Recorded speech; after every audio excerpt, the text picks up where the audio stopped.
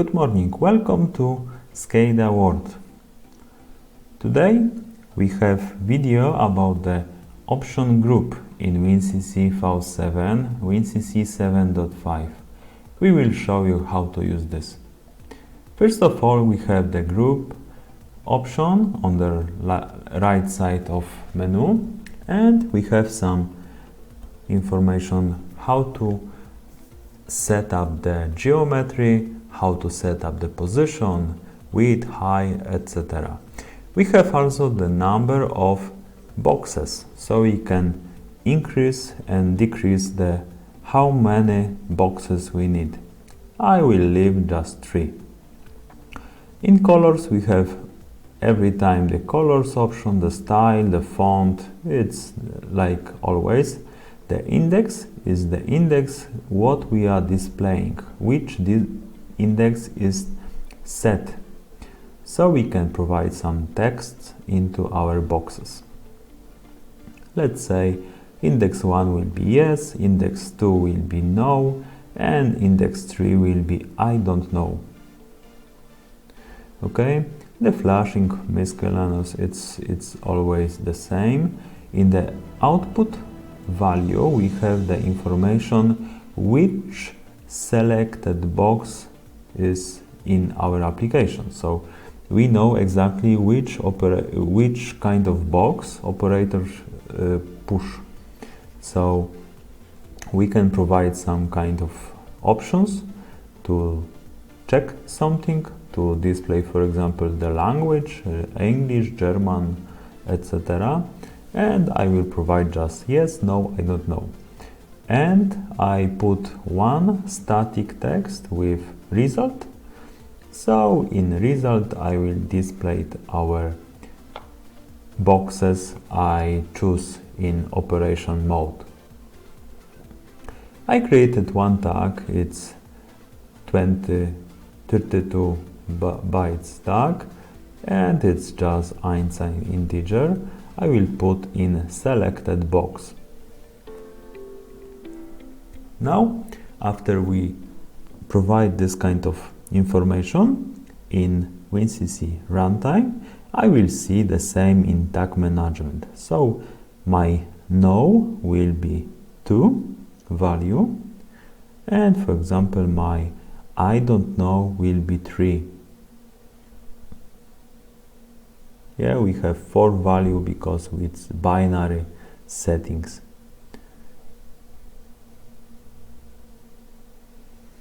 Okay, let's create one Visual Basic script, and this script will work with this option group. I will change the name of this option group. It's for me OG1, and now I will put the text trigger. Text trigger will display for me the option it's set in our application. For example, text trigger is HME runtime tags, and I need to read data from checkbox 1. And all should be in string, because text trigger is string, so I will not have any problem with my result. Okay, I don't know is 4, no is 2, and yes is 1. Okay, so now we can control our application, our operation during the runtime, what kind of information is set by the operator. The next option, we can make the text trigger can be made by if-else functions. So we put the dim text and dim tag. So this tag is reading data from checkbox, and after I know the value of tag, I will insert some text into our field static text.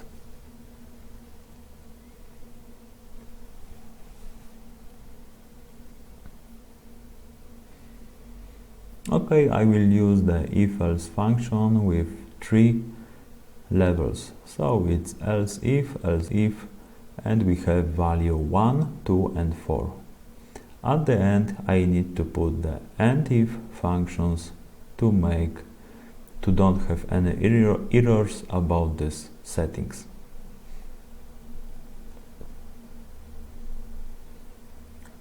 Text will be as I did in above, will be yes, no and I don't know.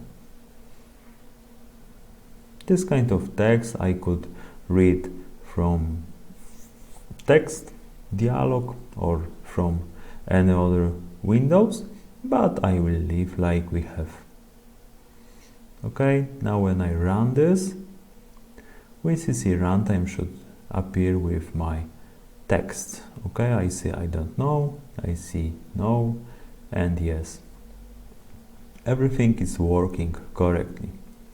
This kind of information we need to configure when we need only one option should be available for the operator, and this kind of setup is possible like you see in Visual Basic Script and WinCC V7.